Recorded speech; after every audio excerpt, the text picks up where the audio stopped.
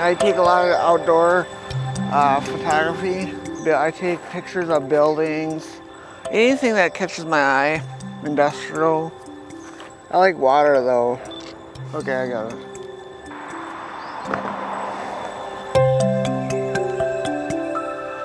I was born in Alamogordo, New Mexico. I came to Minnesota when I was 2 years old.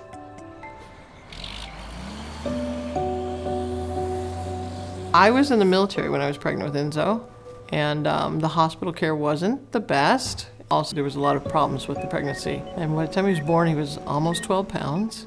His development, it was clear, was not normal from the beginning. His motor skills didn't develop. I have autism, and I have chronic pulmonary disorder. I was told at one point in time that he wouldn't live past 16, but Enzo was a very upbeat person from the get-go. Just really persistent if he wanted to learn how to do some things. I yo-yoed competitively for like 20 years. I started in 2000, my first contest. I'm pretty good at it. I have a lot of interests. I like music a lot. I like learning about, different Jewish philosophers. I like art. I like to study art books. I do abstract shape art, and I'm going to do a painting with this. I'll use several styles from different artists. I don't copy them, but I'll use their influence. When people meet me, most of it, they're nice, but there are some people that for some reason they talk to me like I'm a puppy dog, like high voice or like a little kid. So I don't like that. I think it would help from people that have more exposure to people with disabilities, because there's a ton of people that I know that are really smart. They just learn a different way or they talk in a different way. I am often surprised when people say he has a disability. I don't think of Enzo as having a disability. To me, he just functions differently. I want people to see my son. I don't want them to see the myths about autism. I don't want them to see their fears that this guy is dangerous. I want them to just look, take a minute, listen, look, and enjoy this individual.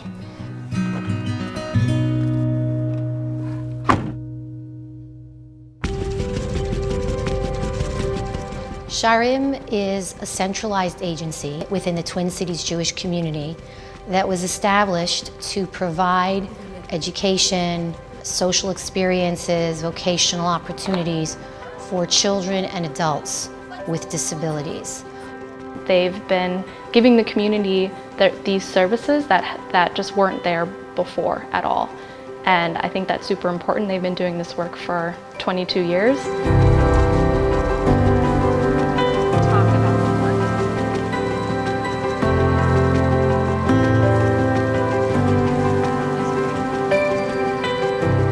Sharim has been excellent for Enzo. He's treated like he's intelligent. I'm happy to be a part of Sharim because I never really felt like I belonged, and I feel like I belong there. The question of the day is, if you could own your own restaurant, what food would you serve and why? Ever since I was a little kid, my first word was actually food. Our kids will go to shelters. This is the first time in a long time that he's had friends in his own age group, which I think has been a big difficulty for him. But now he really likes that a lot.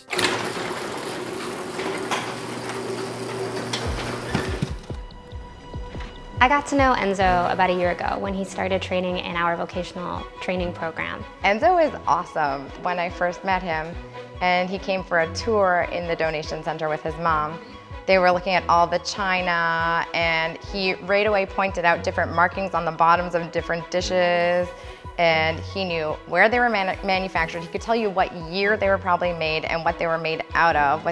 And this is what you call a abstract expressionist, because there's squares and it's So it's like a couple stars. And I think this is a photograph of birds flying at a lake. I'm a fan of Audubon art. He started the Audubon Society. When Enzo came to Sha'arim, he started to tell us about some of his experiences that he'd had in other areas of engagement in the Jewish community. Some positive and some not so much. And it was easy to become discouraged about where he fit and what he could do.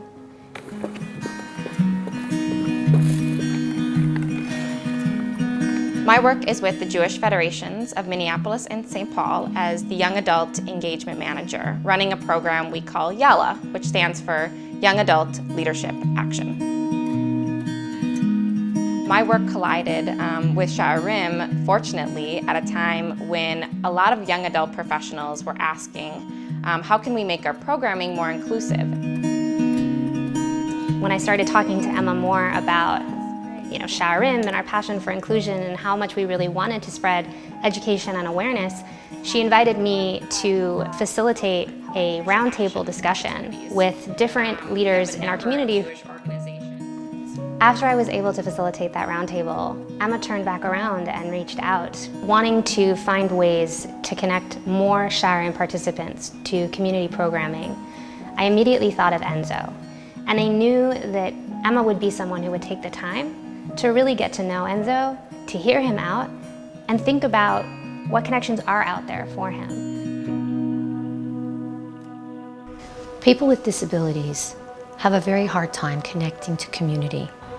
And oftentimes they are marginalized, not because people mean it in a bad way. People really care, but they just don't know necessarily how to make community happen for them. A community consists of everybody.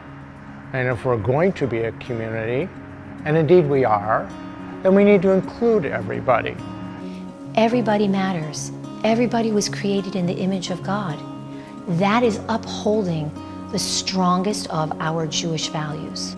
And the more we get to know the people in our communities, the more we get to know the people with disabilities in our communities, the more enriched our community is. Because it means that there's more people at the table, there's more experiences to gain from, there's more talents to share. Because everybody has something to offer, and without them, our community is lacking something vital. We are going to Starbucks to grab some caffeine for our engagement meeting. The best case scenario for meeting with Enzo would be that we feel we got to know each other a bit and some trust has started to develop and that we have some action steps. I'm hoping that when Emma and Enzo meet each other, that there'll be a communication there that opens doors. There you are. Thank you. I want to talk to Emma about being more involved in more Jewish activities and groups because I really don't have that.